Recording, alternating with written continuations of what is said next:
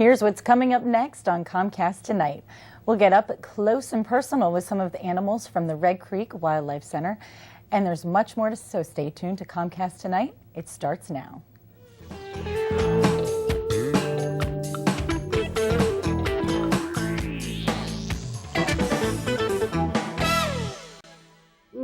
Hello and thanks for tuning in to Comcast Tonight. I'm your host, Linda Kurtz, filling in for Janelle Wolf. Joining me now from Red Creek Wildlife Center are Maury Katz, Assistant Director at Red Creek Wildlife Center, and Peggy Hentz. She is the Director at the Wildlife Center. Thanks for joining us today. Great to have you on the program. We're very happy to be here.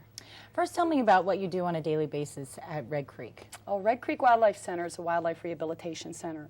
We take in injured, orphaned, and sick wildlife with the goal of getting those animals back into the wild. We take all species of Pennsylvania wildlife. Okay, so who delivers these animals? Is it just the general public that may find a wounded animal? Exactly. Animals aren't admitting themselves, and we're not out looking for them. So the animals that come into us are the ones that people find on the highway, in their backyard, while they're hiking, in their homes. Okay, well, let's look at the guys that we have here today. Let's start over here with the smaller owls. This is a screech owl? Yes. Correct. Tell me about them. This is two screech owls. One is a gray phase, one is a red phase. They're actually foster parents at Red Creek. When we get babies in, they will raise them. They're tiny. They're not the smallest of the Pennsylvania owls, but they are small. And because of that, people often mistake them as babies. Who is this? This is a great horned owl. And the screech owls are often mistaken as babies of this species. But actually, the babies of a great horned owl are very large, very fuzzy. Up. Ooh, he's excited. Yeah. Wow. And they hoot.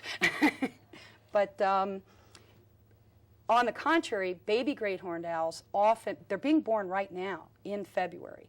And in the next 2 months or so, they'll be leaving the nest, often way before they can fly. The first couple weeks of their life, their feet grow, and then the rest of them catches up. When they leave the nest, they have the same large, powerful feet as this bird, and they can take care of themselves. They're not in danger from cats and other predators, maybe a large dog, but really they should be left alone, and people will mistake them as injured or abandoned, will pick them up and bring them in when they really didn't need help. We're essentially taking the baby away from mom and dad when that's done, which is not a good thing. Right. Now, you want to spread awareness about the dangers of exactly what you're talking about here, and you're doing that by publishing a book. Tell me a little bit about this book. Help I Found an Animal is Red Creek's newest publication. And what it is it's a flowchart or a dichotomous key. It'll start out asking you, is this an adult, a baby, a juvenile, or I don't know, help me decide. And it'll tell you to go to step 2 or step 3. And it'll walk you through hundreds of different scenarios that you can come across in the wild. And you can make the right decisions at that critical time. You can open the book and read about, okay, this isn't a baby owl, this is a screech owl, it's in trouble. And there's also in the book a section that has the current state and federal organizations that you can call to get the numbers of the local licensed wildlife rehabilitators in your area. So this isn't just a book for Pennsylvania. And we think that it's going to help a lot of animals not be taken out of the wild that really should stay there, and help the ones that do need to come in, that the people make the right choices. Right. Now, you talk about that critical first hour. Mm-hmm. If an animal is handled improperly, what are some of the consequences to the animal? And are there potential consequences for the people handling the animals? Absolutely. Wild animals carry diseases, viruses, bacteria that can injure people, and not only the people who pick it up, but their pets, their family, anyone who comes in contact with the animal. And the book covers that too. Its primary focus is on safety. Safety for the person finding the animal and safety for the animal itself. How to handle an animal properly so that you don't stress it out and you don't injure it further, and you don't injure yourself or expose yourself to a life-threatening problem. Right, very important information. We're going to go to break, and we'll have you back in our next segment. Welcome back. We're continuing our conversation with Peggy and Maury from the Red Creek Wildlife Center. Thanks for joining us again. Now, we showed some birds last segment, and now we have some new friends with us here. So let's go ahead and let's start with this one over here. What type of bird is this? This, Linda, is a peregrine falcon. It is the fastest animal known. It's clocked at something like 270 miles per hour? It's been clocked at 270 miles per hour. It's believed they can actually fly faster in a stoop, which is a dive. They ordinarily hunt other birds. Our technology hasn't permitted us to clock them faster, but it's believed that they can exceed 300. When they reach the bottom of the stoop and they pull out of a dive, they can pull 25 Gs, or 25 times the force of gravity, wow, which is way in excess of what any human could tolerate. Right, right. And both of these birds are indigenous to Pennsylvania? Yes. Yes. Okay. Now, what type of bird is this? This is a red-tailed hawk. This bird is quite common. It's the soaring bird that most people see when they look up, other than vultures. Okay. The population is doing quite well. This is a very special bird. It had West Nile virus when it was in the nest. It was only about 3 weeks old, still a little downy chick, and came in with an extremely high fever, paralyzed. We saved its health, but not without scars. Oh. Now, you use these birds for your educational programs. Tell me a little bit more about your educational programs. We go out to schools, scouting groups, clubs, meetings, and we'll put on a 50-minute presentation. We'll bring up to 4 birds with us and a couple other animals that might be in a good mood that day. And we teach about wildlife. We also like to entertain. We're a little bit of a comedy routine. So it's a funny but very educational program.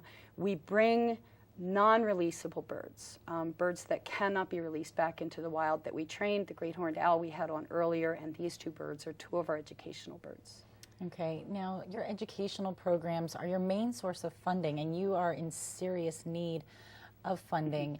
What do you want to say to the public to make them aware of your programs and encourage them to participate? Well, there is no state or federal funding at all for wildlife rehabilitation. All of our money comes through donations. We're a 501c3 charity organization. But we do have our educational programs, which earn us our largest revenue. When we go out to do schools, we're paid to go there, often by a sponsor, sometimes by the school, and the children get to come to our programs for free. This raises money for our rehabilitation so that we can take care of the 600 to 800 animals that come in our door. And Red Creek right now is running on a deficit. We are in a critical situation, and we really do need the funding now, either in the source of our educational programs, donations, gifts, anything. We were talking earlier, it's interesting that you don't receive any state and federal funding for this, because a lot of emerging diseases come from birds, and it's people like you that realize these diseases. It's the West Nile, the avian flu. So how are you encouraging legislators to take a closer look at what you do? It's a very good question. The problem with wildlife rehabilitation, as Peggy mentioned, it is more of a labor of love. There's no funding, there's no revenue. So we all have our day jobs as well. This is something that's done from our home in the off time, which is really consumes most of our lives, as you may imagine. There's very little time to do other than what's necessary to get by day to day. The animals that come in every year, the 600 to 800, about 3/4 are made healthy and released back to the wild. That's the primary goal of wildlife rehabilitation. Consequently, educational programs take a little bit away from that, but they bring in valued funding and revenue. It's hard to think that far ahead and be able to influence our legislators. We'd like to ask the public's help with that. Maybe you can write your congressman or your senator, your representative, let them know that, hey, wildlife rehabilitation is a valuable thing, and it is our frontline defense for new diseases and problems coming in. You mentioned West Nile virus, Lyme disease, the avian flu. All of these things first manifested themselves in the sentinels that are the wildlife of the states involved. Right. Now, of course, your main goal right now is to get rid of that deficit, but you're saying in the future you would really like to see an educational center. Absolutely. We would. My main goal, the legacy I'd like to leave the world, is a wildlife education center in Schuylkill or Berks County, and where people can come and meet the animals. We can't do that right now. We do not have a visitor center. We would like to build one where people can come and learn and meet them close up. Okay, thank you so much for joining us today. Thank you. Thank you for having us. For more information, you can contact Red Creek Wildlife Center by calling 570-739-4393 or log on to redcreekwildlifecenter.com.